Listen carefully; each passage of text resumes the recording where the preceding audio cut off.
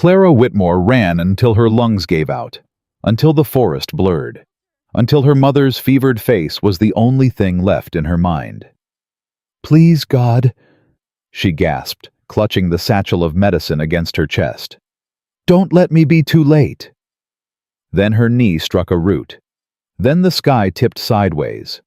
Then a shadow stepped out of the trees, tall-armed, still as stone, and Clara Whitmore collapsed into the arms of the one man in all of Virginia who had sworn on his father's grave to destroy her family. Before we go any further, I want to ask you to subscribe to the channel and stay with this story all the way to the end, because what unfolds in the next 2 hours will break your heart and then put it back together in a way you won't forget.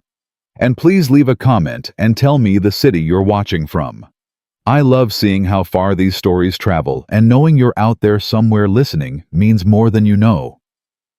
The man did not speak for a long time after he caught her. He only looked down at the woman he held against his chest. Pale, soaked breath, shallow as a dying sparrow's, and muttered one word through his teeth. "Fool." Then he carried her.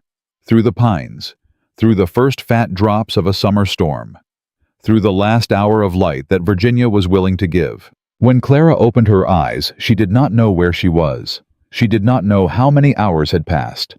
She did not know the face staring at her from across a room she had never seen before in her life. She only knew a stranger was watching her, and he was not smiling. "Where?" Her voice cracked. She tried again. "Where am I?" "Somewhere you shouldn't be." "Who are you?" "Nobody you want to know, miss." She tried to sit up. The whole room tilted. A hand caught her shoulder before she could fall firm, calloused, steady as a beam of oak. "Easy. Don't touch me. Then don't try to stand. Take your hand off me." He did. Slowly. Like a man used to being obeyed, not in the habit of repeating himself. "Where am I?" she asked again. "You're in my cabin. You're alive. That's about all I can offer you at the moment. I need to go home." "You can't. You don't understand." "No, ma'am. You don't understand. You were face down in the dirt about a mile west of Black Rock Ridge. I reckon another hour and the wolves would have found you before I did. You ain't going anywhere tonight." "My mother is dying." He said nothing. "Did you hear me?" Her voice broke. "She has the fever. The doctor in Staunton sent me for medicine. I had it in my satchel. I had it. Where is it? Where's my bag?" "On the table." She turned her head. The satchel sat untouched beside a tin cup and a clay pitcher. "Give it to me." "You can't walk." "I said give it to me." He crossed the room in 3 long strides, picked up the satchel, and set it on the bed beside her hand. Not in her hand, beside it. "There. Thank you." "Don't thank me yet, miss." Clara's fingers closed around the leather strap. The relief of it nearly made her weep. She drew it against her chest the way a mother holds a newborn. "How long was I asleep?" "Most of the afternoon." "What time is it now?" "Near sundown." "No." Her eyes filled. No, miss. She's waiting for me. She doesn't have anyone else. My sisters are too young. My father's away with the supply train till August, and if I'm not back by morning, she'll—" "Miss." "Don't miss me. Don't call me miss. I have to go. The storm's already in the hollow. I don't care about the storm. You'll care when it kills you. Then let it kill me." Silence. She had not meant to shout. She had not meant to cry. But there were tears on her face now, and she could not stop them, and she hated him for watching her cry, and she hated herself for letting him. The man did not move. He did not soften.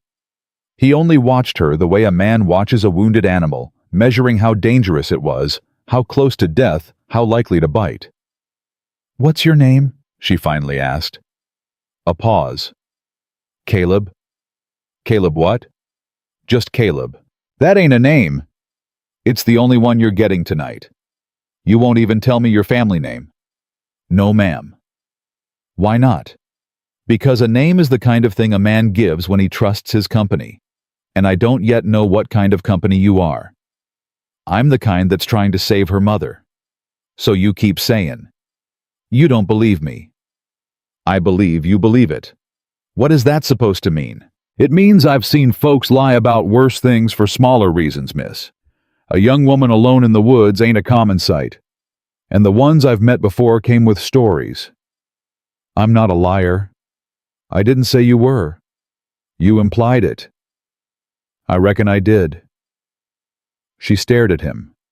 He stared back. Neither one blinked. I want to leave. No. You can't keep me here. I'm not keeping you. The weather is. Then get out of the way and I'll... She tried to swing her legs off the bed. The blanket fell. Her foot touched the floor. The whole cabin turned sideways. He caught her again. Easy, miss. Easy. Don't. You can't even stand. I can. You can't. She sagged against his arm. It was shaking, not his arm hers, and she was ashamed of it, and she hated being ashamed. He lowered her back onto the bed with a gentleness that did not match his face. You're fevered, he said. You've been running on empty since dawn, I'd wager. Your ankle's swollen twice its size, and whatever you've got in that satchel ain't going to do your mother any good if you die trying to deliver it. I won't die. You might. I won't. Miss Clara. It came out before she could stop it. She had meant to hold her name back. She had meant to give him as little of herself as he was giving her. But the word had slipped loose, and now it was between them sitting in the air. He looked at her. Clara. Just Clara. All right. Don't ask me more than that. I wasn't going to. Something flickered across his face when he said it, something too fast for her to name. And then it was gone, and he was the stranger again. Drink this, he said. He held out the tin cup. It's just water. I'm not thirsty. You are. You just don't know it yet. She took the cup. Her hand was trembling so badly that water slopped over the rim onto her wrist. He did not reach to steady her. He only watched until she brought it to her mouth and drank. It was cold. Well water. Clean. She drained the whole cup. More, please. He filled it again. She drank again. When she handed it back, her fingers brushed his rough, warm scar across the knuckles in a way that spoke of fights or work or both. You're not a farmer, she said. No, ma'am. A hunter. Sometimes. A soldier. Was. Long time ago. Which war? Doesn't matter. It matters to me. Why? Because I'd like to know what kind of man found me in the woods. He almost smiled. Almost. The corner of his mouth moved and then stopped the way a door half opens and then thinks better of it. The kind that brought you here instead of leaving you. That's not an answer. It's the best one I've got, Clara. She turned her face toward the wall. My mother is going to die because of you. No, ma'am. If I don't get home by morning, if you leave tonight, you won't make it home at all.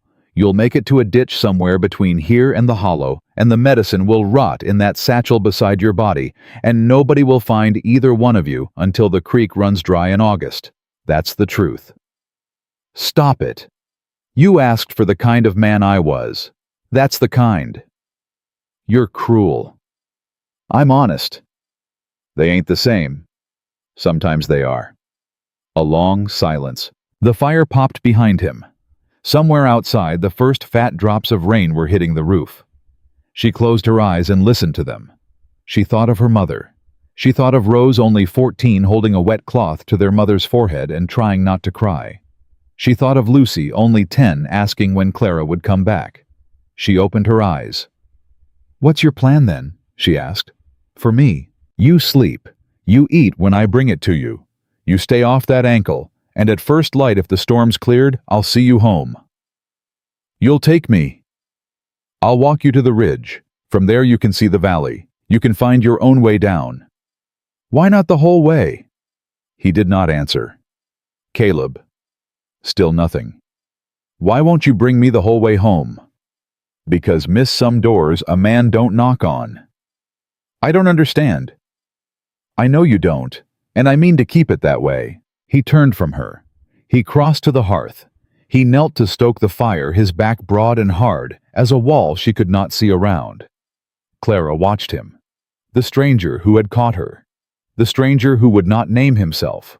The stranger who had already made it clear that whatever he was, he did not think himself a good man. And yet he had carried her. And yet he had fed her water. And yet he had lowered her back onto the bed as if she might break. Caleb. Yes, ma'am. Thank you. He did not turn around. Don't thank me, Clara. Why not? Because you don't know yet what you're thanking me for. When he rose, he was holding a bowl. Steam lifted off it in pale curls. Broth. I said I wasn't hungry. And I said you were. I can't eat. You'll eat. He set the bowl on the small table beside the bed. He did not look at her when he spoke. You don't have to like it. You just have to keep it down. What's in it? Rabbit, salt. Whatever root I had in the cellar. Rabbit. You ever had rabbit, miss, once? Then you know. She picked up the spoon. Her hand shook. She put the spoon down. I can't. Try. I said I can't. He crossed the floor, took the spoon from the bowl and held it out to her. Open. I'm not a child. Then don't act like one. You don't speak to me like that. Ma'am, I'll speak to you however keeps you alive. Now open. And she did. The broth was hot. The broth was strong. The broth hurt going down, and then it didn't hurt at all. She had not realized how empty she was until the first swallow hit her stomach. By the third spoonful, her hands had stopped shaking. By the fifth, she had taken the spoon from him herself. He stepped back. There. Why are you helping me? Eat, Clara. Why, eat. Tell me and I will. He looked at her then. A long look, a look she could not read. Because my mother died of fever once, he said, and nobody came. Silence. She lowered the spoon. Caleb, eat your broth. I'm sorry. It was a long time ago. How old were you? Old enough to remember, young enough that it never left me. And your father? The shift in him was small, very small, but she felt it. My father is another story. Is he still? No. How did he? Clara. Yes. Eat your broth. She ate. He moved to the door, opened it, and stood in the threshold for a long time, looking out at the rain. She watched the outline of him against the gray. She watched his shoulders rise and fall. She watched him reach up and set a hand against the doorframe, as if he were holding something up that only he could see. Caleb. Ma'am? What's the name of this place? This cabin or this ridge? The ridge. Black Rock. I know Black Rock. I figured you might. My father used to hunt here when I was a girl. Caleb did not turn around, but his hand tightened on the doorframe. Did he now? Every autumn, he'd bring back enough venison to get us through till spring. Your father. Yes. And his name? A pause. Something in her hesitated. Something in her told her not to answer. He's just my father. Just. Yes. All right, Clara. I'd rather not say it yet. I didn't ask. You were about to. I was. But you're not going to. No, ma'am, I reckon I'm not. He shut the door. The rain picked up. It came down hard on the tin roof, loud enough that neither of them could hear the other breathe, and maybe that was a mercy. Clara finished the broth. She set the bowl down. She lay back against the thin pillow and stared up at the beams. How long have you lived here? She asked. 4 years. Alone? Yes, ma'am. That's a long time to be alone. It is. Do you never go to town? When I have to. And when don't you have to? Most days. Why, Clara, I'm only asking. You ask a lot of questions, miss. I've got a lot of hours to fill and a fever coming on, and a mother dying down in the valley. Let me ask." He crossed the room and sat in the chair by the fire. He did not look at her. "I keep to myself because the company of most men is poor, and the company of most women is worse." That's a cruel thing to say. It's an honest one. You keep saying that word like it excuses you.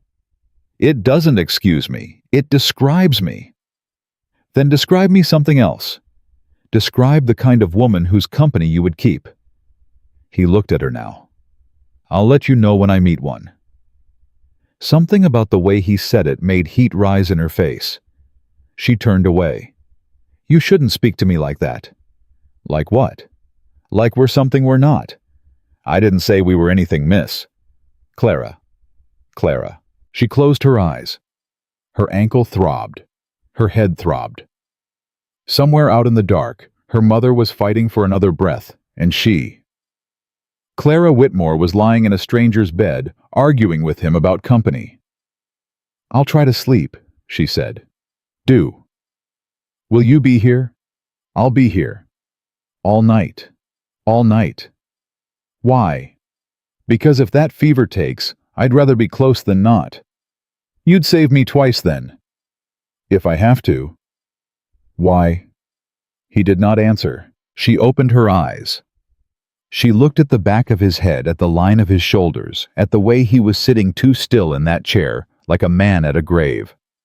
"Caleb." "Yes, ma'am." "You've been kind to me." "I have not." "You have." "Clara." "Yes. If you knew who I was, you wouldn't thank me for a single thing I've done tonight."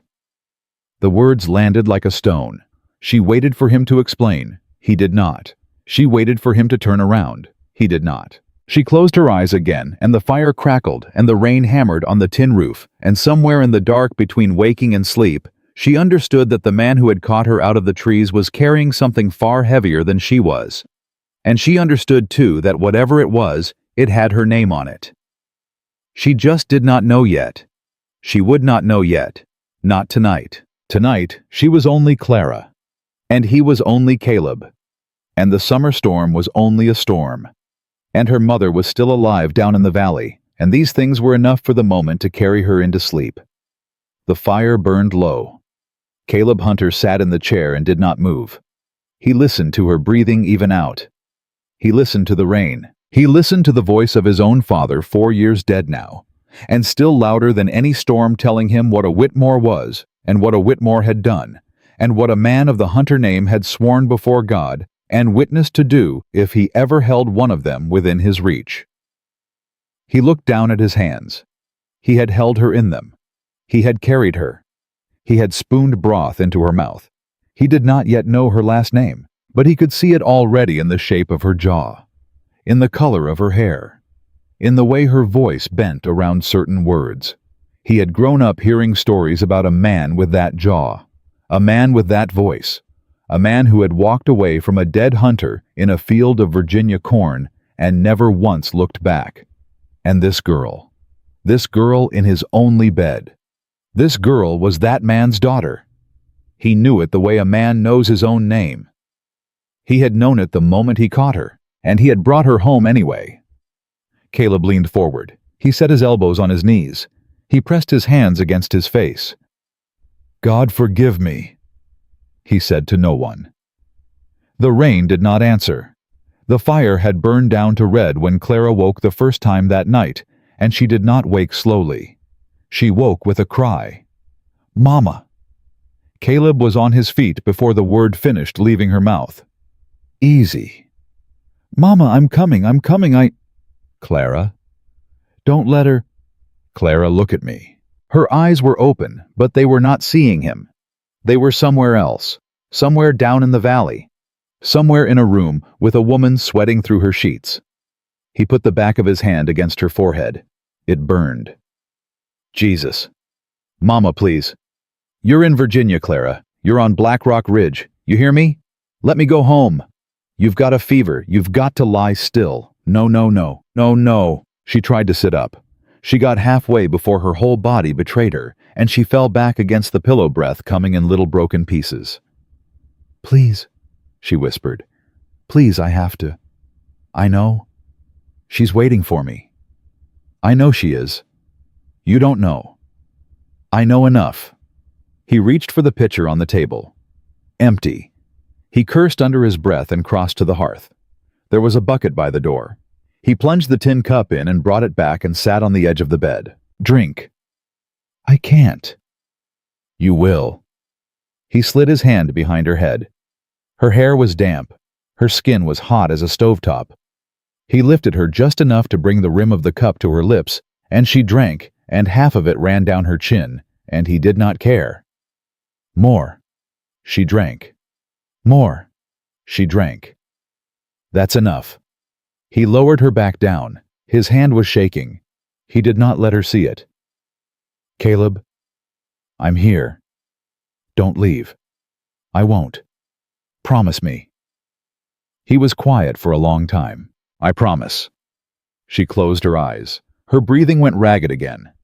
He reached for the cloth on the table, soaked it in the bucket, wrung it out, and laid it across her forehead. I'm sorry, she whispered. Don't be sorry. I'm a Whitmore. Everything in him stopped. What did you say? I said I'm a Clara Whitmore. Look at me. She did not look at him. Her eyes were closed. She was not awake, not really. The fever had taken her back to some other room, some other night. Clara, who is your father? Papa. What's his name? Thomas. He closed his eyes. Thomas Whitmore. Yes. Of the Staunton Whitmores. Yes. Say the name of your grandfather. She did not answer. Her head rolled on the pillow. He caught her chin in his hand. Gentle. Too gentle for a man who had sworn what he had sworn. Clara, say his name. Please don't. Say it. Papa said never to say it. Why? Because of what he'd done. What did your grandfather do, Clara? He shot a man. Caleb could not breathe. Where? In the corn. The cloth slipped off her forehead. He did not pick it up. Whose corn? I don't know. Clara. I don't know. I swear I don't. Papa never said mum. Hush. Don't be angry at me. I'm not angry at you. You sound angry. I'm not. He was. He was and he wasn't.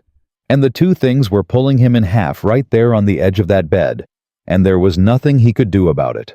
He lifted the cloth. He soaked it again. He laid it back on her. Sleep, Clara. Don't leave. I won't. Promise. I already promised once. Promise again. I promise, Clara. I promise.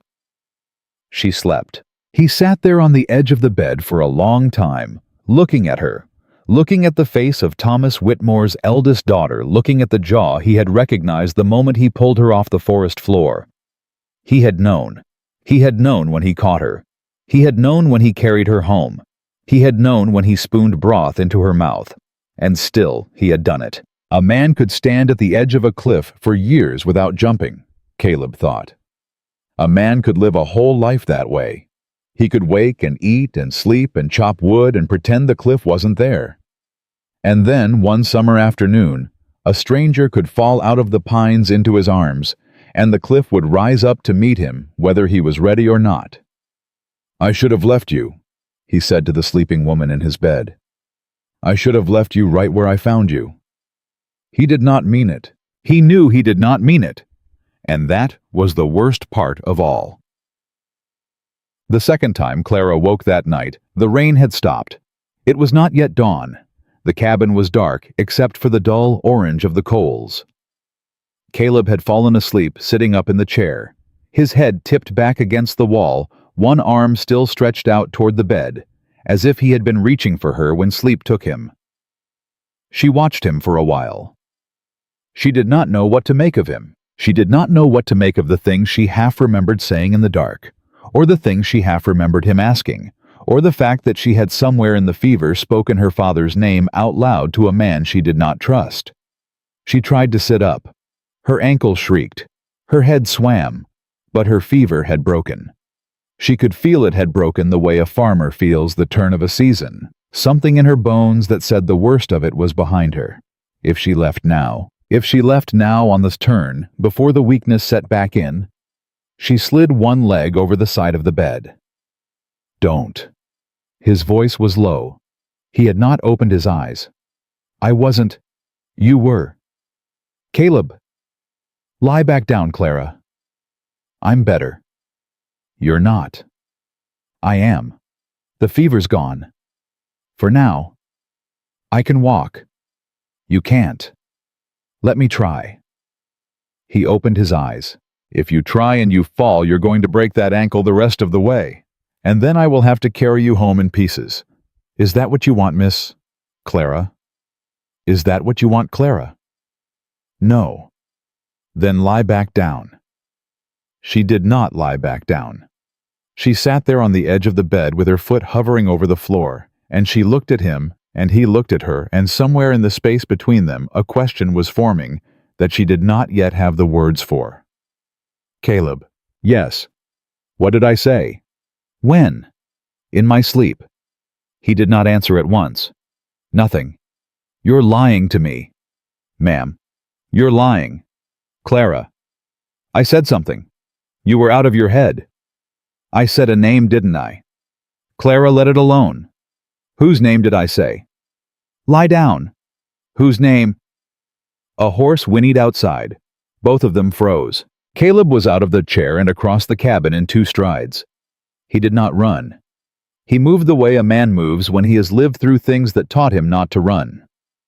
He reached up above the door and took down a rifle she had not noticed before. Stay where you are, he said. Caleb. Don't speak. He eased the door open. Just a crack. He looked out. He shut it again. Under the bed. What? Under the bed, Clara, now. Who is it? Now. She moved. Her ankle screamed. She did not care. She slid off the bed, dropped to the floor, and pushed herself back into the dark space beneath the frame, and she did not ask another question until she was flat on her belly, in the dust with her face turned to the door. A fist hit the wood 3 times. Hunter. A man's voice. Rough. Loud. Used to being heard. Hunter, open up. Caleb set the rifle against the wall behind the door where it could not be seen. He smoothed a hand down his shirt. He opened the door the rest of the way. Morning, Briggs. Hell of a morning. Is it? Storm took half the ridge road down. I've been up since 3. Sorry to hear it. You seen anybody pass through here? Such as? Young woman. From under the bed, Clara's breath stopped. Young woman, Caleb said. Girl, maybe 1920. Dark hair, wearing a blue dress. Can't say I have. You're sure?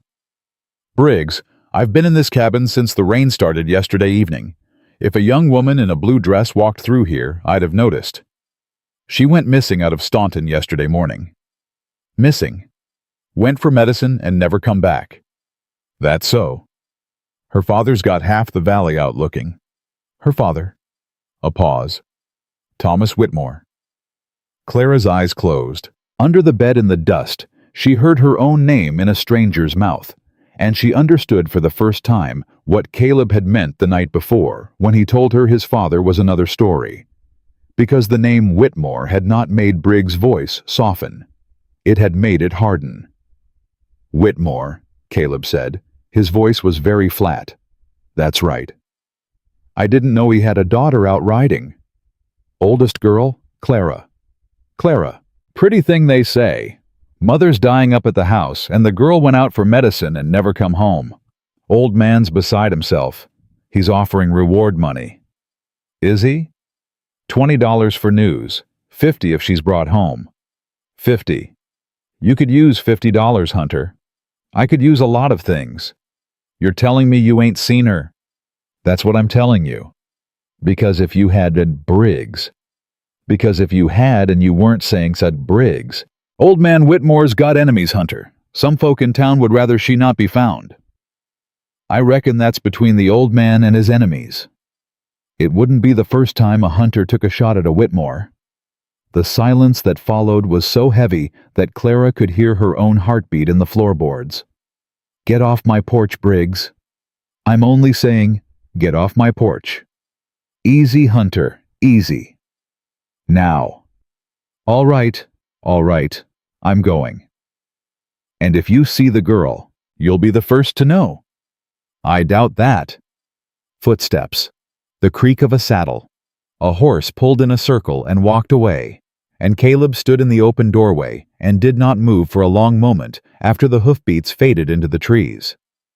Then he shut the door. He slid the bolt. He leaned his forehead against the wood. "Clara." "I'm here." "Come out." She slid out from under the bed. Her ankle gave a sick throb when she tried to stand, and she did not try again. She sat on the floor in the dust, with her back against the bed frame and her hands trembling in her lap. "Caleb." "Yes." "Your name is Hunter." He did not turn around. "Yes." "Your father was a hunter." "Yes." "And my grandfather shot him." Silence. "Didn't he?" "No, ma'am." "Then who?" "It was my father who got shot." "Your father." 4 years ago this August." "By who?" He turned around. "By your father." The room seemed to tilt. "No."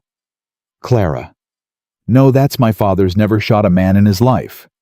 "Your father shot mine in a cornfield east of the Staunton line. There were 3 witnesses. 2 of them are still alive. The third was my father." "You're lying." "I'm not."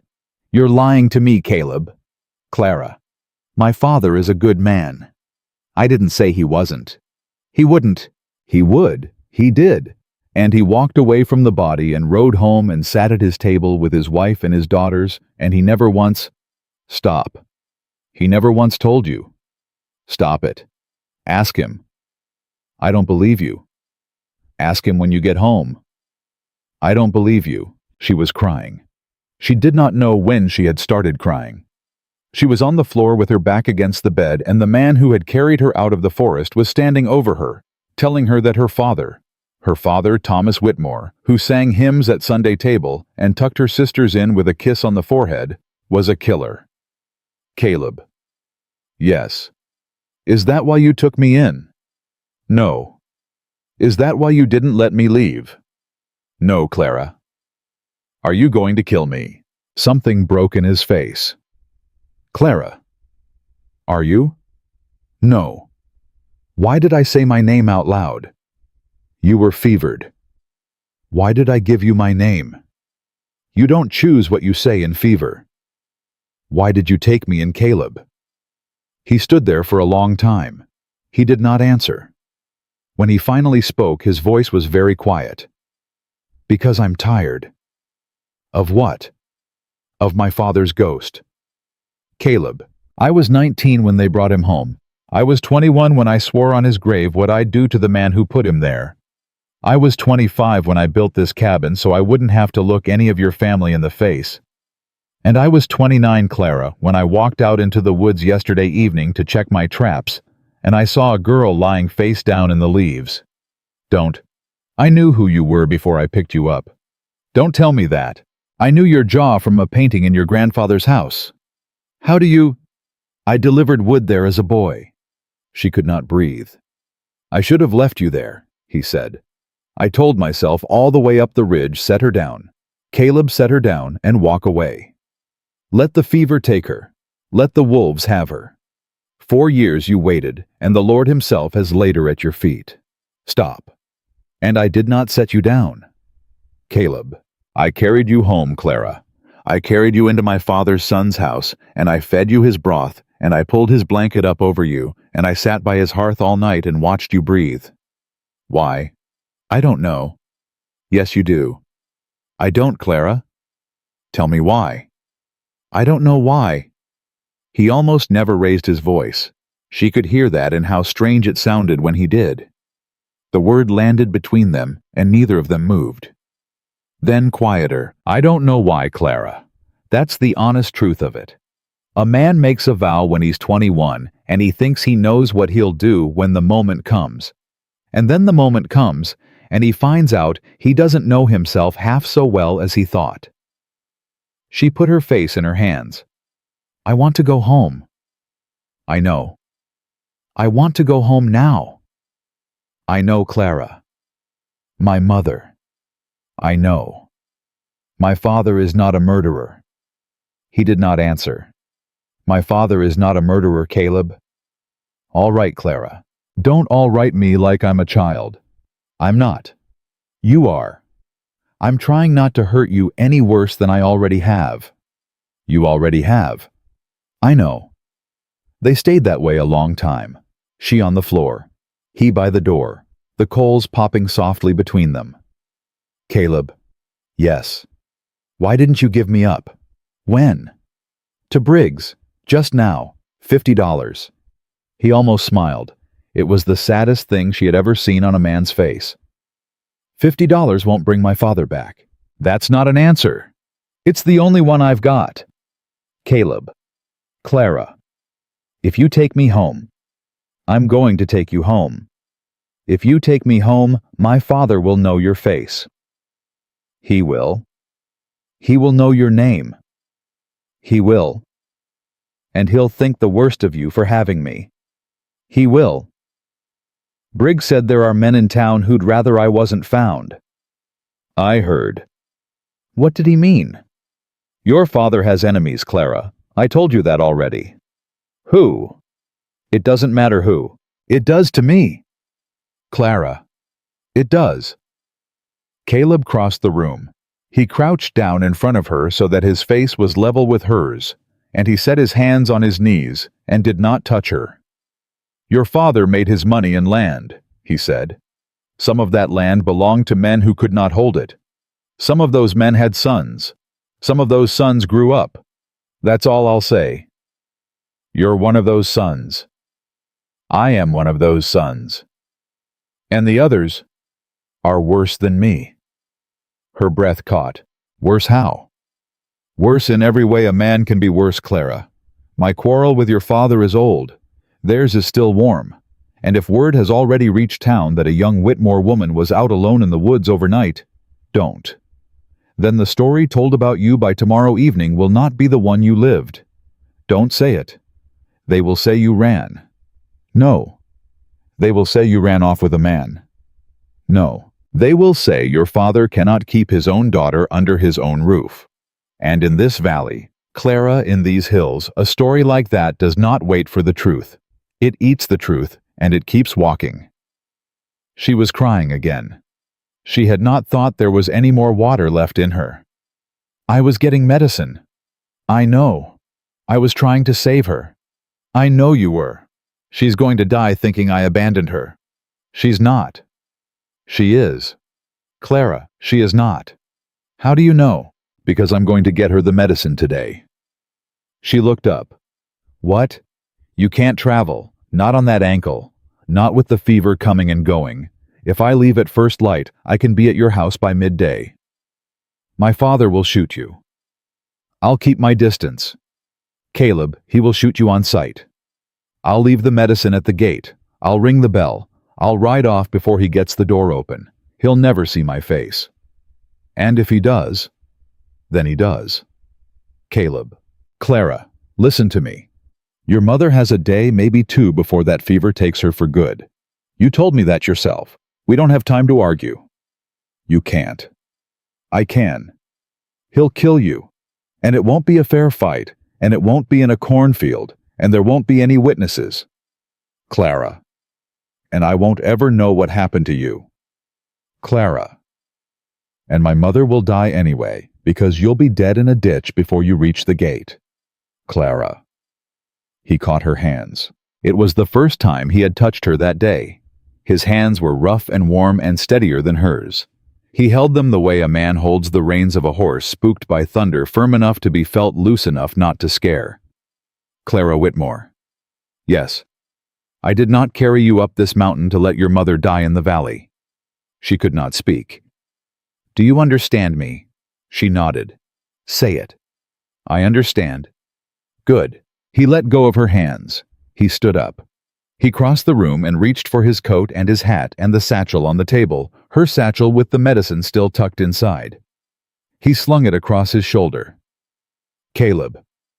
"Yes." "Wait." She pushed herself up against the bed frame. Her ankles shrieked. She ignored it. She reached into the neck of her dress and pulled out a small cloth bundle tied with twine. She had forgotten about it in the fever. She had almost forgotten it existed. "Take this." "What is it?" "A note." "From who?" "Me." "Give it to my sister Rose, the one with the red hair, not my father." "Rose." "Why Rose?" "Because Rose will believe me." "Clara." "Tell her I'm alive. Tell her the medicine is for Mama. Tell her I'll be home as soon as I can walk. And tell her—" Her voice shook. "Tell her not to let anyone see you come."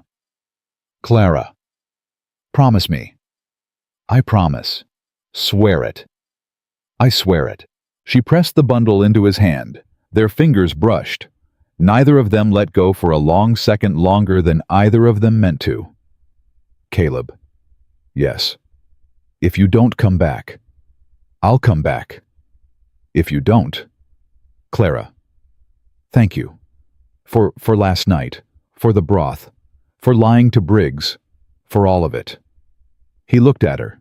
He did not say anything. He just nodded once the way men in that country nodded, when there was nothing left that words could carry. He turned. He opened the door. The morning light fell across his face, and for a second he looked very young and very tired and very afraid, though she did not think he knew she could see that last part. And then he was gone. The door shut behind him. Clara sat on the floor of a cabin belonging to the son of a man her father had shot, and she listened to the hoofbeats of his horse fade down the ridge, and she pressed both hands against her face, and wept in a way she had not wept since she was a child. She wept for her mother. She wept for her father, who was not the man she had believed him to be.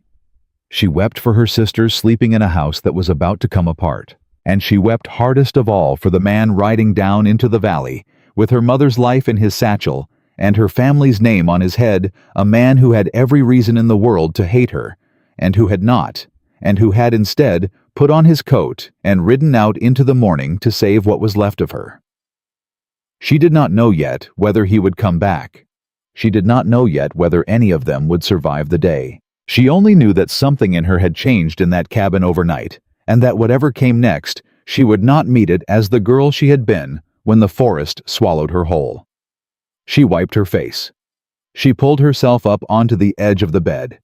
She looked at the closed door. And she began for the first time in her life to pray for a hunter. Caleb Hunter did not think on the ride down. He did not let himself. He kept his hat low and his horse steady, and his mind fixed on the leather satchel slung across his shoulder, and every time his father's face rose up behind his eyes, he pushed it back down with the next bend in the trail. He had buried that man 4 years ago. He could bury him for another hour. The ridge road was still soft from the storm, and twice his horse nearly went down in a wash of mud. He did not slow. He could not slow. Somewhere down in the valley a woman he had never met was running out of breath, and a girl with dust on her cheek was waiting at his cabin for him to come back. And he had never in his life been entrusted with the keeping of 2 women at once, and he did not know how men did it. He crossed the creek at the bottom of the ridge. He broke out of the pines into the open country. And he stopped. He stopped so hard his horse reared. There was smoke above the Whitmore place. Not chimney smoke. Not the thin blue twist of a morning stove. Black smoke low and thick coming off a barn or a shed or a spring house, and with it carried on the summer wind the dry crack of rifle fire. 2 shots. Then a third. Then silence. "God have mercy," he said. The horse danced under him. He pulled her in. He sat a moment in the road and let the plain truth of what was in front of him sink down into his ribs. The house of the man who had killed his father was on fire. The family he had sworn to destroy was being destroyed without him. And there was not a soul in Virginia who would have blamed him for turning the horse around and riding back up the ridge and letting God finish the work he himself had not had the stomach for. He sat there for maybe 5 seconds. Then he drove his heels into the horse and rode straight down into it. He did not know why. He would not for a long time after be able to tell any man why. He only knew that somewhere in the back of his head, a girl with a dusty cheek was saying, "Rose will believe me," and that if the Whitmore house burned today, it would take a 14-year-old child with it, and that a hunter who could stomach that had already become the thing his father had raised him not to be. He cleared the last fence at a full gallop. The yard was a mess. A shed was burning at the west end. The big house was untouched yet. There were 2 horses tied at the porch rail. Not Whitmore horses, he knew. Whitmore horses on sight, and a man in a dark coat was coming around the side of the kitchen with a pistol in his hand.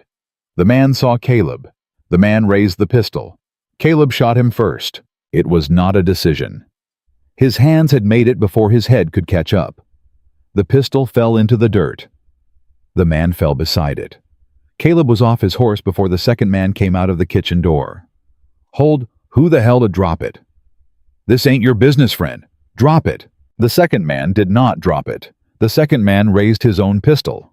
Caleb was already closing the distance. He hit the man's wrist with the barrel of his rifle hard, and the pistol went spinning across the porch boards, and then he had the man by the collar and up against the wall of the kitchen. "How many of you?" "Let go." "How many?" "3. There's 3 of us." "Who sent you?" "You'll hang for this." "Who sent you?" "Grady. It was Grady. He said the old man was out on the Harrisburg Road. He said the house was empty." "It wasn't." "It wasn't supposed to." "Where's the third?" "Inside." "Inside where?" "Upstairs. He's upstairs with the girl." Caleb did not hear the rest. He hit the man once hard in the hinge of the jaw. The man dropped. Caleb stepped over him and went through the kitchen door with the rifle already raised. "Rose." His own voice surprised him. He had never spoken her name in his life. Rose Whitmore. "Up here."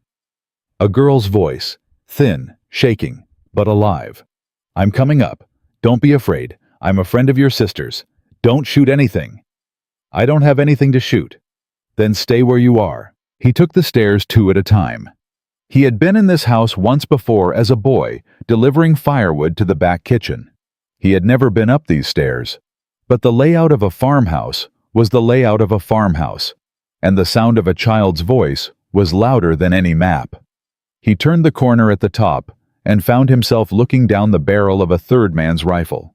"Drop it," Caleb said. "You drop it. I've already shot one of your brother's friend.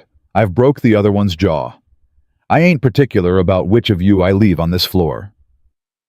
The man's eyes flickered. Behind him in the doorway of a sick room, Caleb could see a flash of red hair. A girl no more than 14 standing between the man and the bed of a woman who was not moving. "You're outnumbered, friend," the man said. "Grady's bringing 6 more up the back road. Then Grady will bury 7, not 3. You don't know who you're—" "I know who Grady is. Drop the rifle." The man did not drop the rifle. The man swung the rifle. Caleb fired. The shot went wide on purpose. He did not want to put a bullet past a 14-year-old girl, and the muzzle flash caught the man across the eyes, and that was all Caleb needed. He closed the distance in 2 strides and brought the stock of his own rifle across the man's temple, and the man folded onto the floorboards like a stack of wet laundry. Silence. The girl in the doorway had not moved. She was holding a pair of sewing scissors in front of her with both hands like a knife, and her knuckles were white, and her eyes were the greenest green Caleb had ever seen in a human face. "Rose." "Who are you?" "I'm a friend." "You're not a friend. I don't know you." "I'm a friend of Clara's." The scissors shook in her hand. "Where is she?" "She's safe. She's alive. She's got a bad ankle and she's a fever in her, but she's alive, Rose. I swear it on my head." "You're lying." "I'm not." "Papa said she ran off." "She didn't run off. She got caught in the storm. She got lost going for the medicine. I found her in the woods yesterday evening. She's in my cabin up on Black Rock right now, and she sent me here with this." He lowered his rifle. He reached into his coat. He brought out the small cloth bundle tied with twine, and he held it out to her slow, the way a man holds sugar out to a nervous foal. "She said to give it to you, not to your father. She said only you." "Why?" "Because she said you'd believe her." The girl did not lower the scissors, but her eyes had filled. "What's your name?" "Caleb." "Caleb what?" He hesitated. He had the lie ready. He had rehearsed it on the ride down. Caleb Reed, Caleb Smith, Caleb anything but Hunter. His mouth opened. "Hunter." It came out anyway. The girl's face changed. "Hunter." "Yes, ma'am." "Of the Hunter family." "Yes, ma'am." She lowered the scissors. She lowered them slowly. Then she set them on the bureau. Then she walked past him to the top of the stairs and looked down at the body of the man on the hall floor and at the blood coming out of his ear, and she did not flinch. "Grady's men." "Yes. He's been waiting for a day like this." "I know he has." "Papa's not here. He's gone to Harrisburg after a letter that wasn't real." "I gathered that." "And you knew." "I didn't know. I guessed." "You came anyway." "Yes." "A hunter." "Yes, ma'am." She turned to look at him, and for the first time that morning something cracked in her face that was not fear. "Come see my mother." He went. The woman in the bed was smaller than he had expected. That was always the way with fever. It took the size out of a person. She was breathing, but the breaths were thin and spaced far apart, and her lips had gone a color Caleb had seen too many times in too many houses. He set the satchel on the edge of the bed. He opened it. He took out the small brown bottle the doctor in Staunton had packed. "Can she swallow?" "A little, if I hold her up." "Help me." Rose slid behind her mother and lifted her shoulders off the pillow. Caleb held the bottle to the woman's lips. He tipped it. He tipped it again. The woman swallowed. Once. Twice. A third time. More. "She's gagging." "Slow, slow. That's enough for now. We'll give her the rest in an hour." They lowered her back down. Rose's hand found her mother's. "Mama, Mama, it's Rosie. Clara sent the medicine. Clara's alive, Mama. You hear me? She's alive." Caleb stepped back from the bed.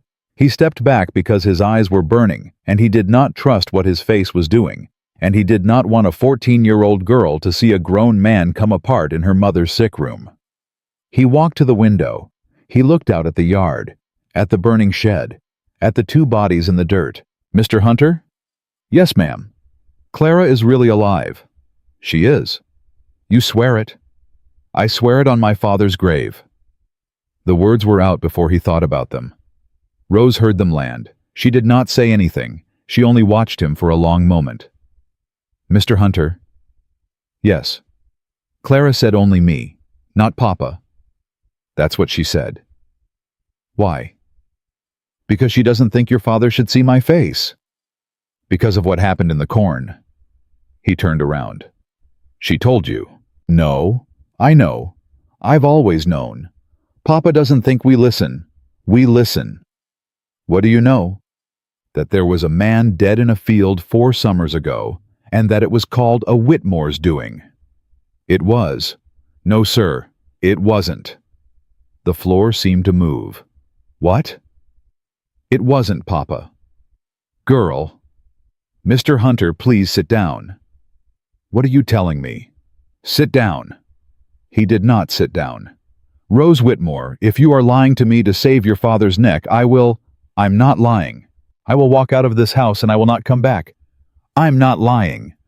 She almost never raised her voice either. He could tell by how strange it sounded when she did. The room went quiet again.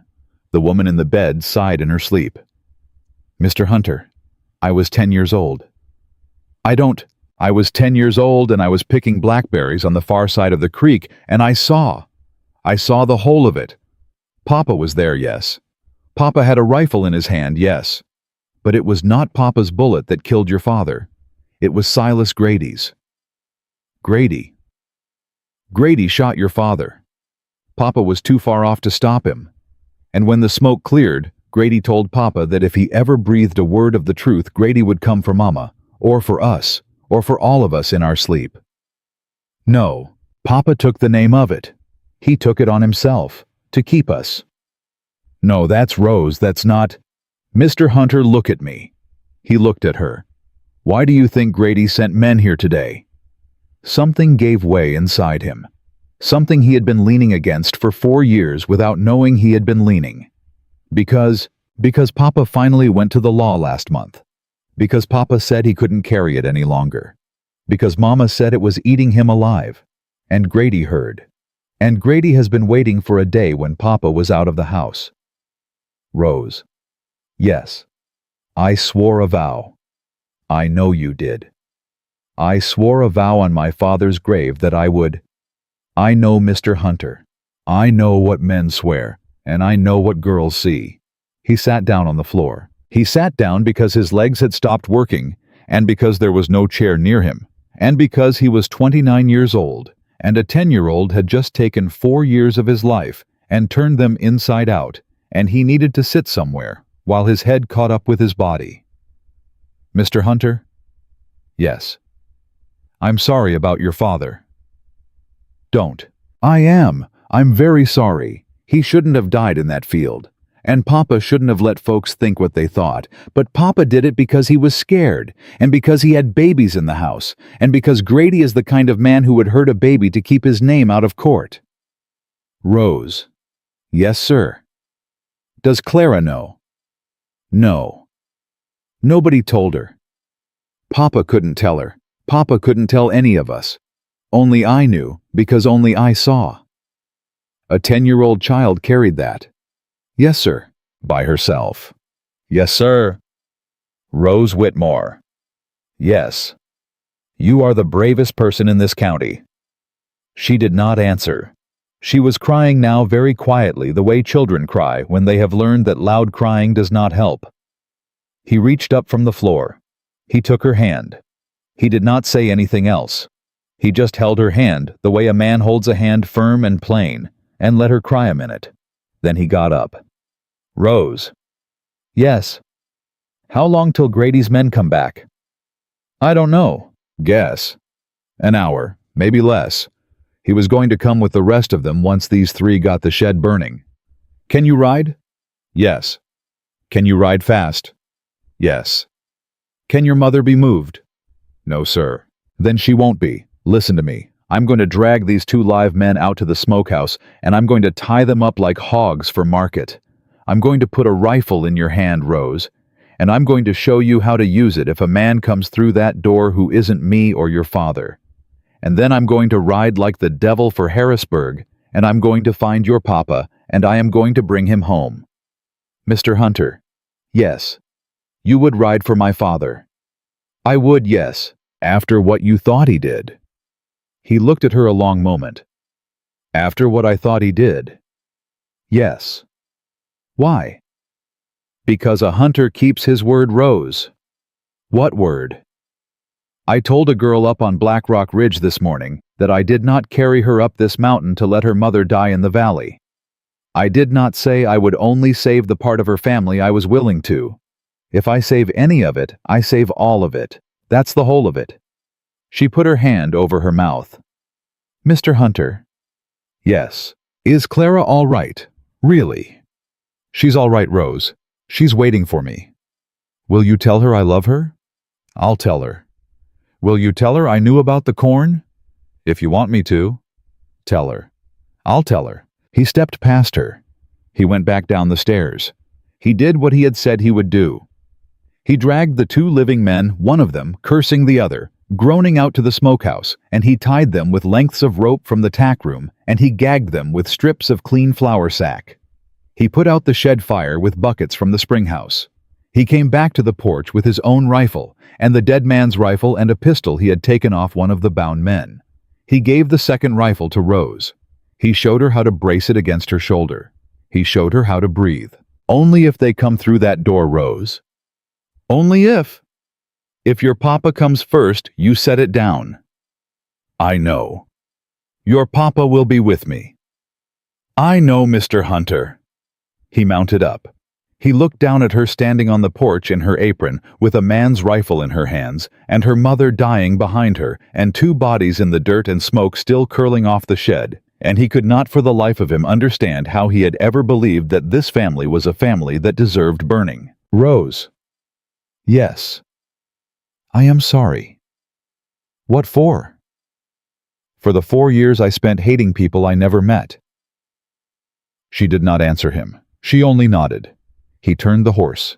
He rode for the Harrisburg Road. And behind him, on the porch of the Whitmore house, a 14-year-old girl with red hair stood braced against the doorframe with a rifle against her shoulder, and above her, in a dim room, her mother took one breath and then another, each one a little stronger than the last, as the medicine began to find its work. High above them both on the ridge, a young woman sat on the edge of a stranger's bed and watched the sun climb higher in the window, and did not yet know that her whole world had just been rewritten by a sister she had underestimated, and a man she had begun without any permission from herself to pray for. And somewhere on the Harrisburg Road, a man named Silas Grady was eating breakfast at a roadside inn and laughing at a joke with 5 men who did not yet know that the rider coming down the pike behind them was the son of the farmer they thought they had buried 4 summers back. Orchestrated climactic confrontation, social ruin and emotional devastation across multiple narrative threads. Orchestrated climactic confrontation, social ruin and emotional devastation across multiple narrative threads. Caleb Hunter caught them 3 miles out of Harrisburg. He caught them because Silas Grady was not a man who rode fast when he thought he had already won, and because 6 horses throw a dust cloud a blind man could follow. He came up behind them at a flat gallop on the open pike, and the first any of Grady's men knew about it was when Caleb put a pistol ball through the hat of the rider at the rear. The hat flew. The rider screamed. 6 horses bucked at once. Off. His voice was not a voice he recognized. Off your horses, all of you. Hands where I can see them. Who the hell? I said off. You fire one more round, mister, and there'll be 6 of us on you. Then there'll be 6 of you dead, because I've got 2 pistols and a rifle, and I'm in a mood to use all 3. Off. They got off. Slow. Grady did not get off. Grady sat his horse at the front of the column and turned very slow in his saddle and looked down the road at the man who had come up behind him. You are going to be very sorry, friend. Am I? You have no idea who you just put a ball past. I know who you are, Silas. Grady went still. And you are. Get off the horse. Mister, get off the horse, or I put the next ball through the side of your head. Grady got off the horse. One of the other men made a move for his belt. Caleb fired before the man's hand reached it. The ball took the man in the meat of the thigh, and he went down in the road screaming. And the other 4 men raised their hands so fast, Caleb thought their shoulders might come out of the sockets. The next man moves gets worse than that. Thomas Whitmore. Where is he? Nobody spoke. Where is he? He ain't with us. I can see that. Where? Back at the crossroads. Supposed to meet a buyer at noon. Buyer ain't coming. Buyer never was. You sent him the letter. I don't know what letter you mean. Silas, you sent him the letter. Grady smiled. It was a small smile. A patient one. The smile of a man who had been outmaneuvered once in his life and had not yet accepted it. I don't know who you think you are, friend. Take your hat off. What? Take your hat off. I want to see your face in the light. Grady took his hat off. Caleb sat his horse and looked at him for a long moment. You killed my father. The smile went. Son. You killed my father in a field 4 summers ago, and you let a good man take the name of it for you, and you have slept every night since like a Christian. Son, I don't. Caleb Hunter. The name landed between them like a dropped axe. Grady's face did not change. Not quite. But his eyes changed, and that was enough. Hunter? Yes, sir. You were the boy. I was the boy. I thought you were up in Ohio. I came back. Son, don't call me son. I am not your son. I am the son of the man you shot over a piece of bottom land. And I am the son of a woman who died of a fever the winter after because there was nobody left in that house to go for the doctor. And I am here this morning, Silas Grady, because I rode down off my ridge this morning to bring medicine to a Whitmore woman. And I am telling you now, so that you understand before what comes next, that it is not my father who sent me. It is the Whitmore girl. It is Rose Whitmore. It is a 14-year-old child who saw you in a cornfield and never told a soul until this hour. Grady's mouth opened. Grady's mouth shut. Grady's hand moved. Caleb shot him. He did not shoot to kill. He had made up his mind about that somewhere between Black Rock and the Harrisburg Road, and he did not let himself reconsider it on the spot. He shot Grady through the right shoulder, the shooting shoulder, and Grady went down in the dirt of the pike with a noise that was half a grunt and half a sob.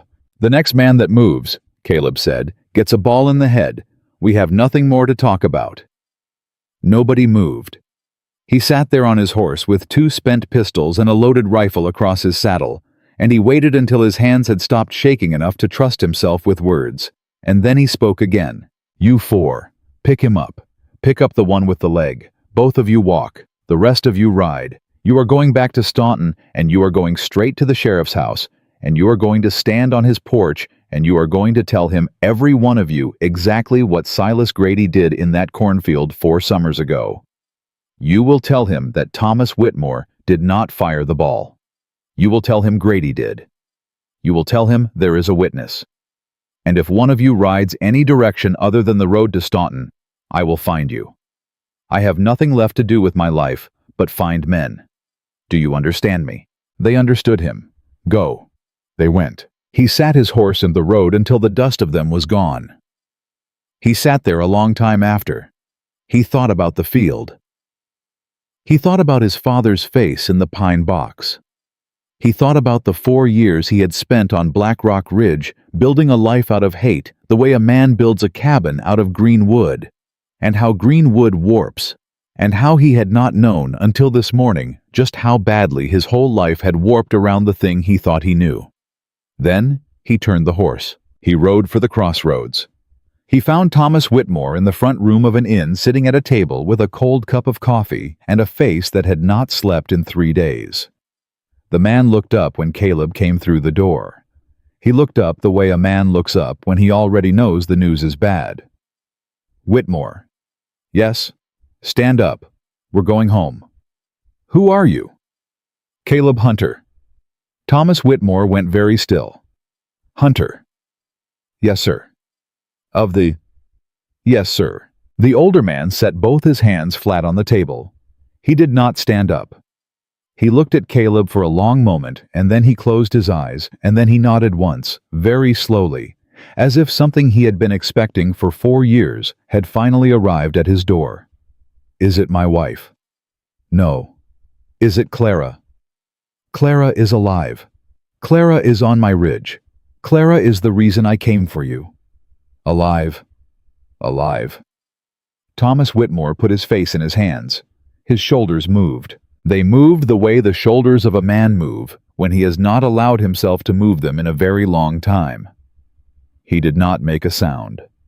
Caleb stood in the door of the inn with his hat in his hand and watched a man cry without sound, and he understood something about the name Whitmore that he had not understood before. "Whitmore." "A moment, Mr. Hunter." "Yes, sir." "A moment, please." "Take it." He took it. When he lifted his face again, it was wet, but it was steady. "Is she hurt?" "Ankle, fever, she'll mend." "Where?" "My cabin." "Your cabin?" "Yes, sir." "Alone?" "Yes, sir." Thomas Whitmore looked at him for a long, hard moment. The kind of look a father gives a man who has had his daughter under his roof overnight. "Mr. Hunter." "Yes, sir." "I am going to ask you one question. I am going to ask you it only the one time. And I am going to know by your face, son, whether you lie to me. Ask. Was my daughter safe?" "She was safe. As safe as she would have been in her own bed." Safer, Mr. Whitmore, given the week you've had? The older man looked at him, a long, searching look. And then, God help him, Thomas Whitmore almost smiled. All right, Hunter. All right, Whitmore. Let's ride. They rode. They rode hard, two men who did not know each other and knew each other too well. And somewhere in the middle of the ride, Caleb started talking and did not stop until it was all out of him. The cornfield, the vow, the 4 years, the girl in the woods, the jaw he had recognized, the broth, the fever, the name she said in her sleep, Briggs at the door, the 3 men at the house, Rose on the porch with a rifle in her hands. Thomas Whitmore listened. Thomas Whitmore did not interrupt. When Caleb got to the part about Rose and the cornfield, Thomas Whitmore pulled his horse up so hard in the road that the animal nearly sat down. She saw. She saw. Rose. Rose. She never, no sir. All these years. All these years. The older man put his hand over his mouth. Dear God. Yes, sir. She's only a child hunter. She is not Mr. Whitmore. Not anymore. Maybe not ever again. I don't know. They rode. They did not speak the rest of the way. Tapting. At the house, Rose was still on the porch.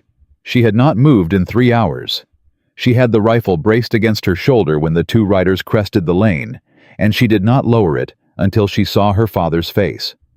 And when she saw her father's face, she set the rifle down very carefully against the doorframe and sat down on the top step, and she did not get up. She did not run to him. She did not throw herself against him. She sat on the top step with her hands in her lap and her face very calm, and she watched her father swing down off his horse and come up the path at a run. Rosie? Papa? Rosie. Rosie. Mama had her medicine 2 hours ago. Her breathing is better. She's sleeping. I think she'll live, Papa. I think she will. He reached her. He went down on his knees on the top step in front of her. He took her face in both of his hands, and he looked at her like he had never seen her before. Rosie. Papa. You saw. Yes, Papa. Why didn't you? He said he would come in the night. He said he would take Lucy first. He said he would make us watch. Oh, baby girl. I didn't want to make it worse. Rosie. I'm sorry, Papa. Don't. Don't you say sorry. Don't you ever say that word to me again, you hear me. You are the reason this family is still standing. You are the reason. Papa, Mr. Hunter shot a man on the porch.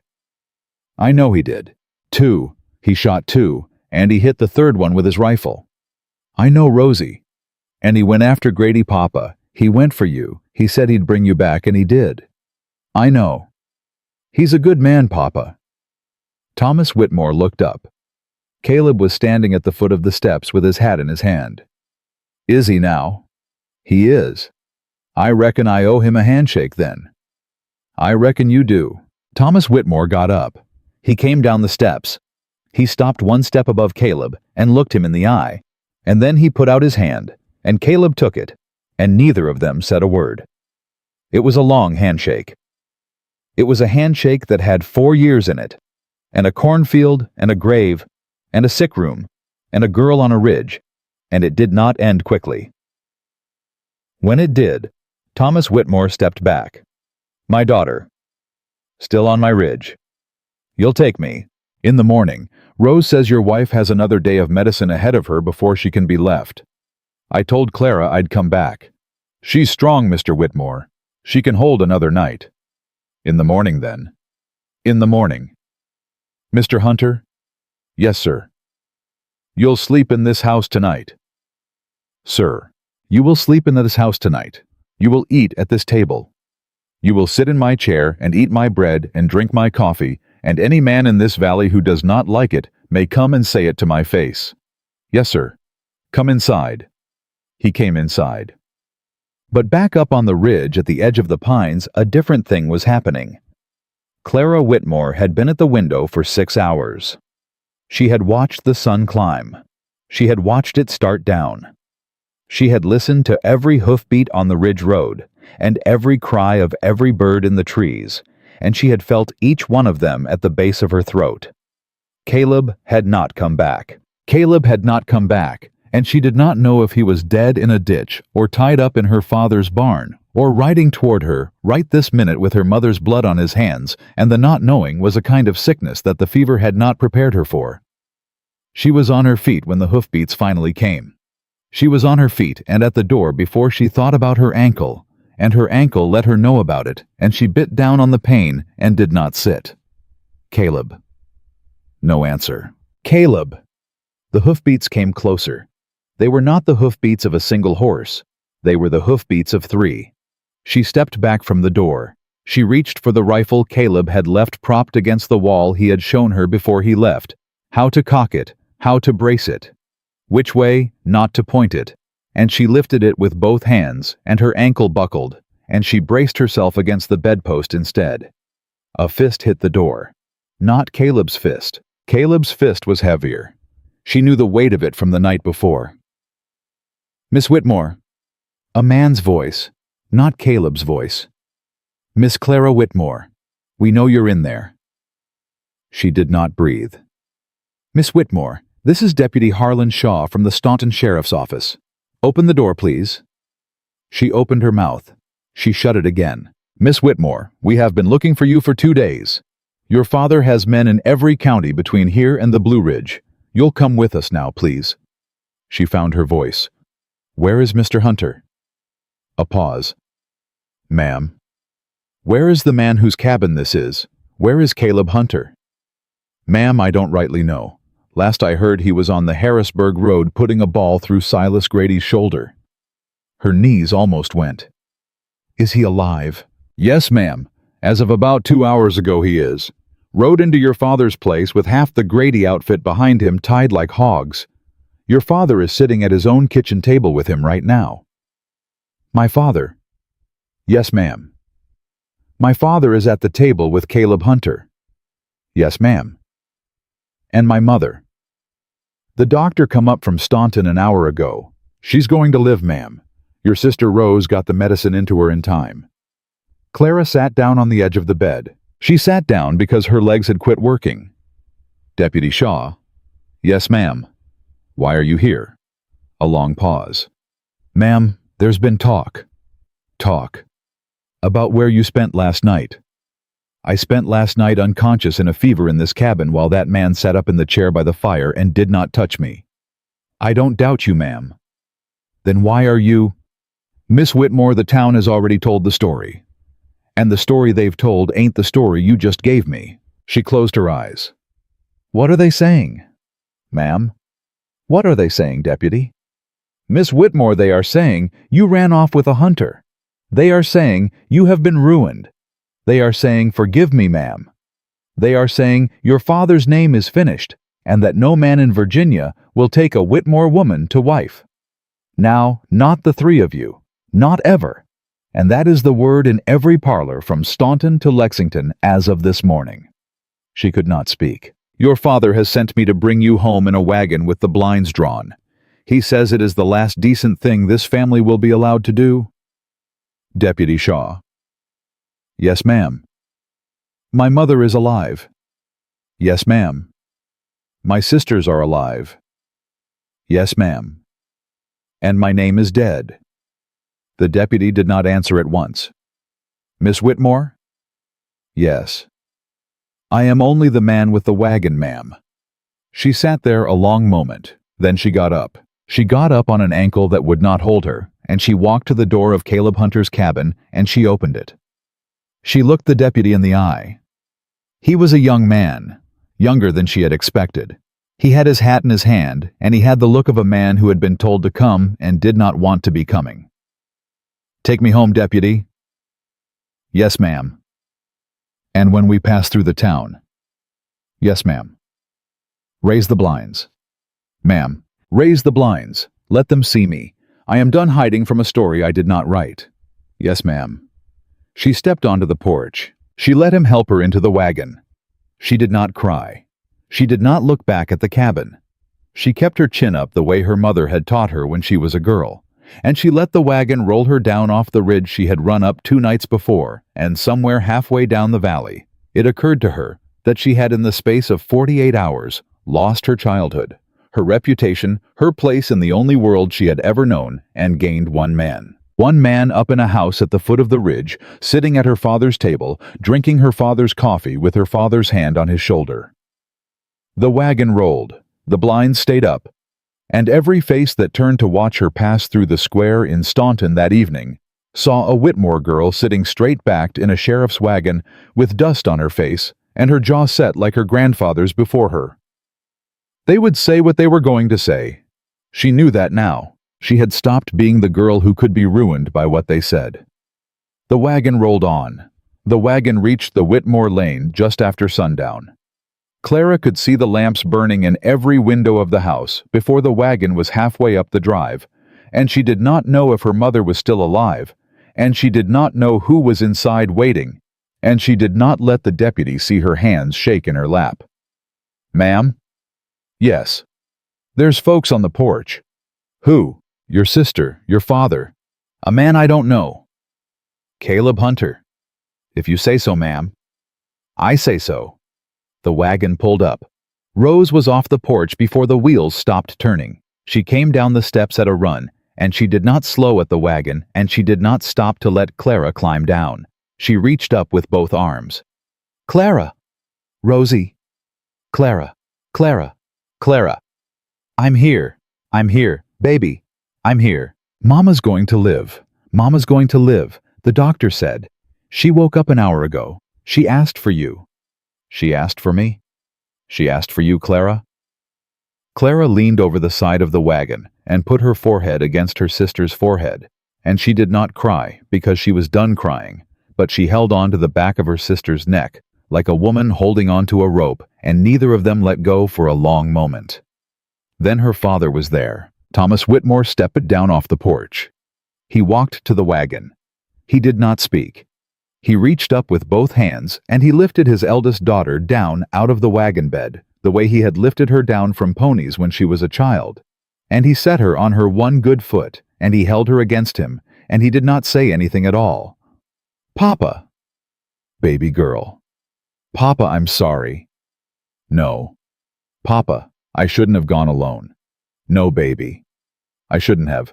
"Clara Whitmore, look at me." She looked at him. "You went for your mother. You went when nobody else could go. You are the reason she is breathing tonight. You hear me? Papa? Nothing you did was wrong, baby. Nothing. Do you hear me? Yes, Papa.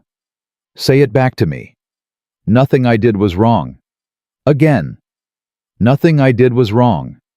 Good girl." He let her go. He stepped back, and then she saw him. Caleb Hunter was on the porch. He was standing at the top of the steps with his hat in his hand and his hair still damp from the water pump, and he was wearing one of her father's clean shirts. She could tell it was her father's by the cut of the collar, and he had not moved since she came up the lane, not a muscle, and his eyes had not left her face. "Miss Whitmore." "Mr. Hunter." "You made the ride all right." "I made it." "Your ankle." "Holding." "I'm glad of it, ma'am." Thomas Whitmore looked at the two of them. He looked at the space between them. He looked at his daughter's face, and he looked at Caleb Hunter's face, and then he cleared his throat very lightly. "Let's get her inside." They got her inside. They got her up the stairs. They got her to her mother's bedside, and when Martha Whitmore opened her eyes and saw her eldest daughter standing in the doorway, she opened her mouth to speak and could not, and she only lifted one thin hand, and Clara crossed the room and took it, and they sat that way a long time without words. "Mama, my girl. Mama, I'm here. I know you are. I came back. I never thought you'd gone. Papa said, your papa said what folks were saying, not what I knew." Clara pressed her face against her mother's hand. "Mama, baby, I did something." "What?" "I let a man take care of me." "Which man?" "The one on the porch." Martha Whitmore did not answer at once. Her hand moved very slow and rested on Clara's hair. "Do you trust him, baby?" Yes. Then that's all I need to know about it. Mama, rest now, Clara. Mama, the town. The town does not live in this house, Clara Whitmore. Let them say what they will. You lie down here with me a while. You lie down and let your mother look at your face. She lay down. She lay down next to her mother in the bed she had not slept in for 6 years, and she let the older woman's hand rest on her hair, and somewhere downstairs she could hear the low voice of her father speaking to Caleb Hunter, and somewhere farther out in the dark she could hear horses on the lane, and she knew the town was coming. The town came at 8 o'clock. They came on horseback. There were 9 of them. 3 were deacons of the Presbyterian Church in Staunton. 2 were landholders who owed Thomas Whitmore money and resented it. 2 were Grady kin. 1 was the man who ran the mercantile.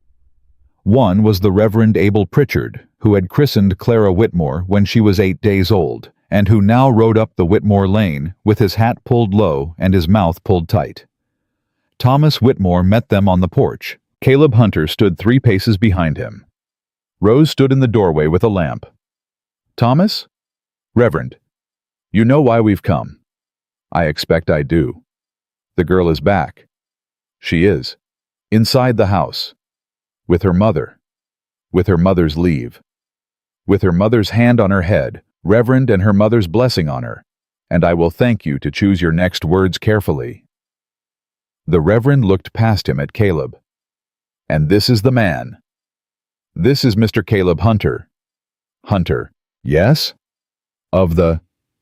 Yes. A murmur went through the men behind him. Thomas. A word. Say it out loud, Reverend.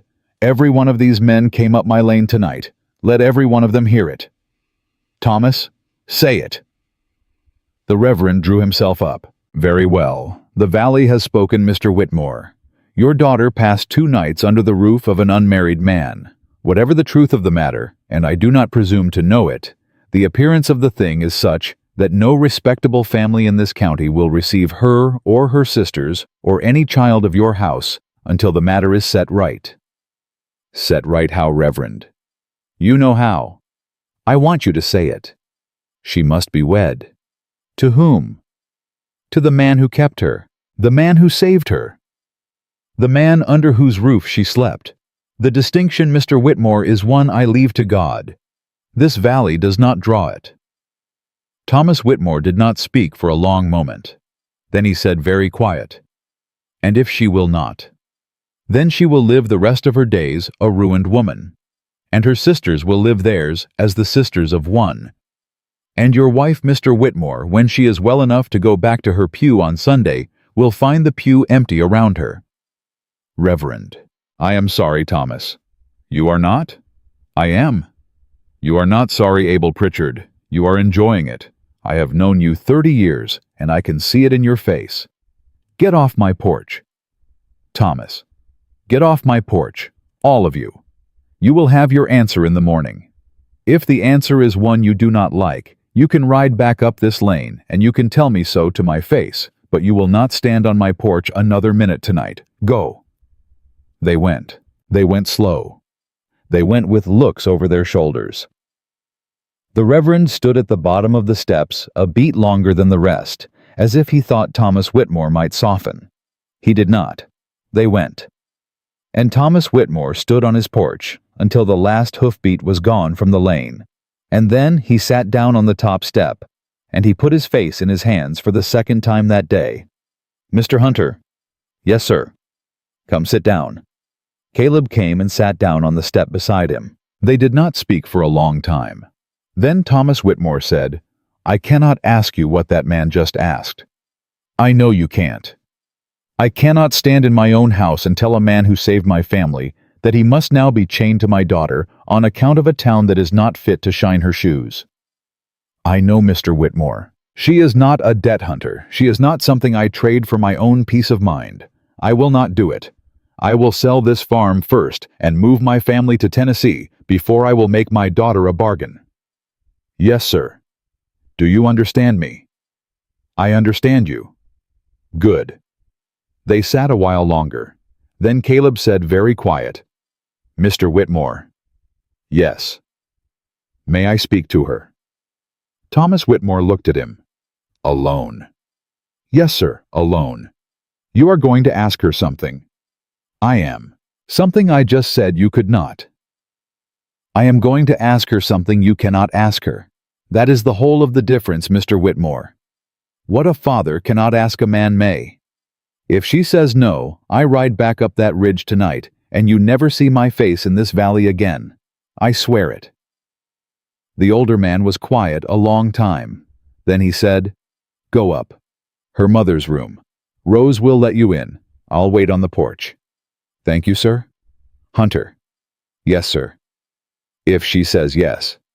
Yes, sir. You had better be very good to her. I intend to be, sir. Rose was at the top of the stairs. Mr. Hunter? Rose. Are you going in there? Yes. To ask her? Yes. She's going to say yes. You don't know that, Rose. I know it, Mr. Hunter. I saw her face when your name came up. I'm 14. I'm not blind. Rose. Yes. Let me do this my own way. All right, Mr. Hunter. She stepped aside. He went in. Martha Whitmore had been moved to her chair by the window. Clara was sitting on the edge of the bed, her hair down her back, her foot propped on a stool. She looked up when he came in, and she did not stand. Mr. Hunter. Ma'am? You came up. Yes, ma'am. My father sent you. Your father sent me, but I would have come. Martha Whitmore looked at her daughter. She looked at Caleb. She reached for her shawl. I believe I will go sit with Rose a moment. Mama. Hush, Clara. I have not been out of this bed in 4 days. I am going to sit in the hall and breathe. You will not die of 10 minutes alone with the man. Mama. Hush. She went. The door closed. Clara did not look at him. Mr. Hunter. Miss Whitmore. I heard them. Ma'am? On the porch. The window was open. I thought it might be. I heard every word the Reverend said. I heard every word my father said back.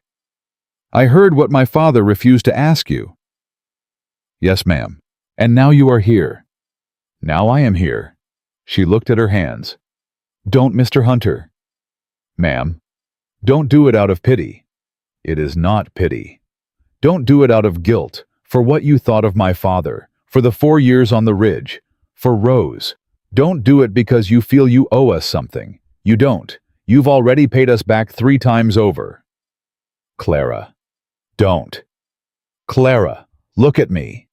She did not look at him. Clara, look at me. She looked at him. I am not asking because of pity. I am not asking because of guilt.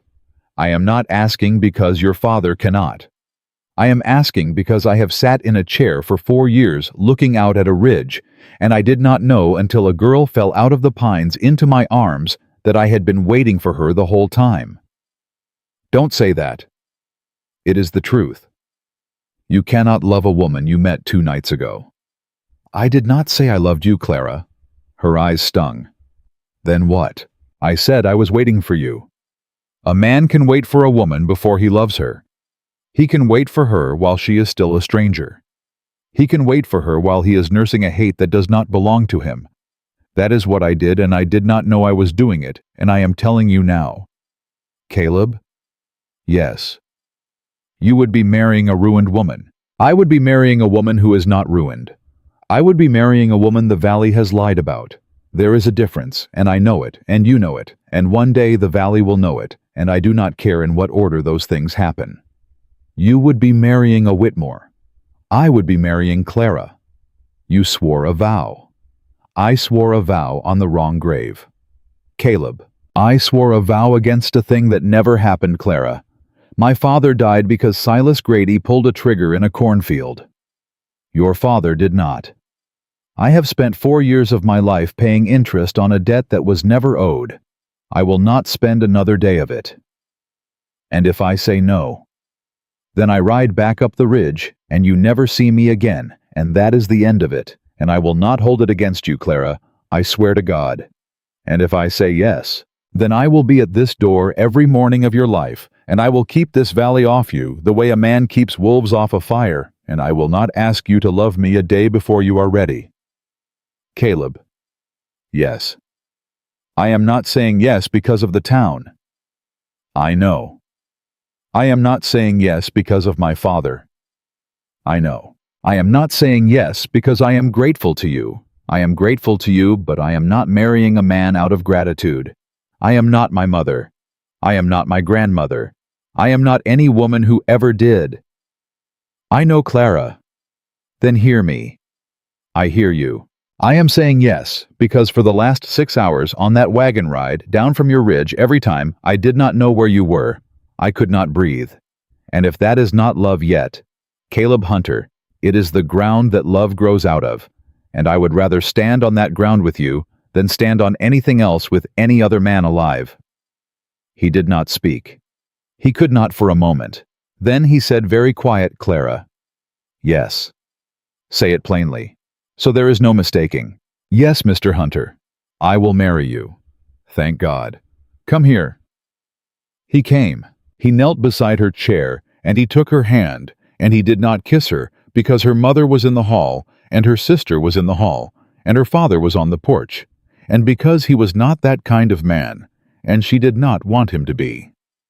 He only held her hand against his forehead, and he closed his eyes, and Clara Whitmore looked down at the dark head of the man who had sworn to destroy her family, and who had now sworn to keep it, and she thought, this is how a life turns. Not in storms, not in corn, not in cabins on ridges, but in small rooms with the door cracked open, with a lamp burning in the hall, with the hand of one person in the hand of another, and a yes spoken plain between them.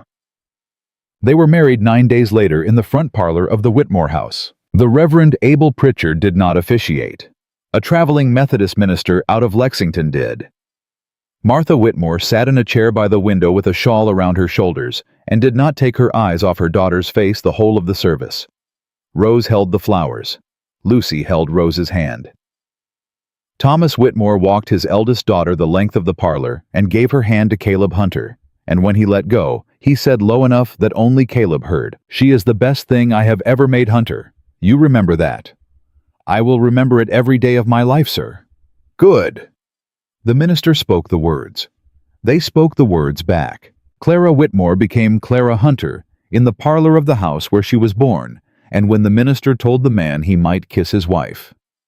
Caleb Hunter looked at her a long moment, and then he leaned down and he kissed her forehead, not her mouth, not yet, not in front of her father. And Clara closed her eyes, and the whole room understood at once that this was a marriage that had no interest in performing itself for anyone. The town came to the wedding. They came because Thomas Whitmore had sent word that any family who did not come would not be buying feed from the Whitmore mill again, and the Whitmore mill was the only mill within 30 miles. They came, and they ate, and they smiled, and they went home. And by the next Sunday, the story they told in town had changed. By the Sunday after that, it had changed again. By Christmas, the story in Staunton was that Caleb Hunter had ridden down off his ridge one summer evening and saved the Whitmore family from Silas Grady, and that Clara Whitmore had nursed him through the night when a stray ball took him in the shoulder, and that their marriage was the finest love story the valley had seen since the war. Clara Hunter, when she heard it, laughed. "That is not how it happened, Caleb." "No, ma'am. Not a word of it." "No, ma'am." "Shall we tell them?" "No, Mrs. Hunter. Let them keep their story. We have the truth. That's enough." It was enough. Silas Grady died in the Staunton jail that December, waiting trial of complications from the ball Caleb had put through his shoulder. 5 men swore testimony against him before they hanged. Thomas Whitmore's name was cleared in every court that had ever whispered it. Rose Whitmore grew up and married a doctor and named her first child Caleb. Lucy grew up and married nobody and kept the books of the Whitmore mill and was the richest woman in 4 counties before she was 40. And Caleb and Clara Hunter lived the rest of their days in the cabin on Black Rock Ridge, which they added onto and added onto again, and filled with children and with dogs and with the sound of a woman's laugh that the walls had never known before she came. They were buried side by side on that ridge in the winter of 1867. She went first by 11 days. He did not last long without her. And on the headstone they shared, carved by a stonemason out of Staunton, who had heard the real story and the false one both, and had decided for himself which was truer. There were only 7 words. He found her in the summer woods. That is the end of it. That is the whole of it. And every summer since, when the storms come down off the Blue Ridge and the forest goes still and the air gets heavy enough to hold its breath, the old folks in that valley still say if you listen close on the Black Rock Trail at the place where a path crosses a creek, you can hear the step of a man and the step of a woman walking home together, and neither one of them hurrying because they have already arrived.